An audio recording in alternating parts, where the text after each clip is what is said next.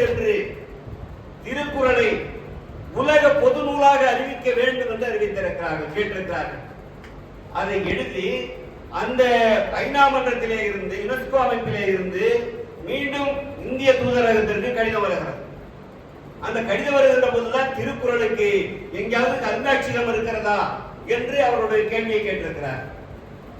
அந்த அடிப்படையிலே இன்றைக்கு தமிழக அரசு தஞ்சையிலே இருக்கக்கூடிய தமிழ் பல்கலைக்கழகத்திலே அதற்கான இடம் ஒதுக்கி அருங்காட்சியகம் கட்டி கொண்டிருக்கிறது. இது நம்மளுடைய கூட்டமைப்பிற்கு கிடைத்த மிகப்பெரிய வரலாறு, மிகப்பெரிய வெற்றி என்பதை நாம் பார்க்கிறோம். அப்படி பல நிகழ்வுகள் அரசாங்கம் செய்யாது, மத்திய அரசாங்கம் இருந்தாலும் மாநில அரசாங்கம் இருந்தாலும் சரி, வைக்கக்கூடிய கோரிக்கைகளை சரியான நேரத்தில் நாம் கொண்டு வருகிறோம். இன்றைக்கு இடஒதுக்கீட்டு பிரச்சனையிலே பல தவறுகள் நடந்து கொண்டிருக்கிறது. உயர் நீதிமன்றத்திலேயும் உச்ச நீதிமன்றத்திலேயும் இருக்கக்கூடிய நீதிபதிகள் யார் என்று சொன்னால் உயர்ந்த வகுப்பை சார்ந்தவர்கள். அவர்களுக்கு தகுந்ததை போல தீர்ப்புகள் எழுதி கொண்டிருக்கிறார்கள். உயர் நீதிமன்றத்திலே தமிழை வழக்காடு மொழியாக கொண்டு வர வேண்டும் என்று சொன்னால் மறுப்பதற்கு காரணமே அவர்கள் தான்.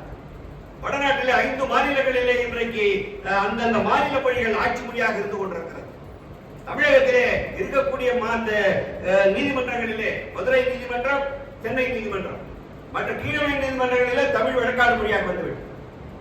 அதை கூட அறிவிக்க வேண்டும் என்று இன்றைக்கு சொன்னபோது தமிழக முதல்வர் அதையும் அறிவித்தார். மார்க்கண்டேய கட்சி என்று சொல்லக்கூடிய உச்ச நீதிமன்றத்துடைய நீதிபதி மதுரையிலே ஒரு அடிக்கல் நாட்டல் விழாவிற்கு அவர் வந்தபோது, அவர் பணியிலே இருந்து வந்தபோது அவர் முன்பாகவே தமிழக முதல்வர் அவர்கள் அதை சொன்னார்.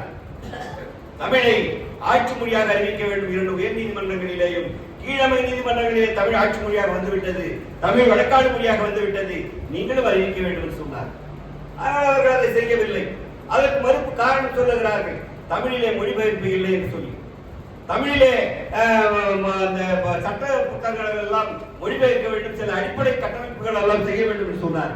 ஆனால் அதையும் நம்முடைய தமிழக அரசானது செய்து முடித்திருக்கிறது.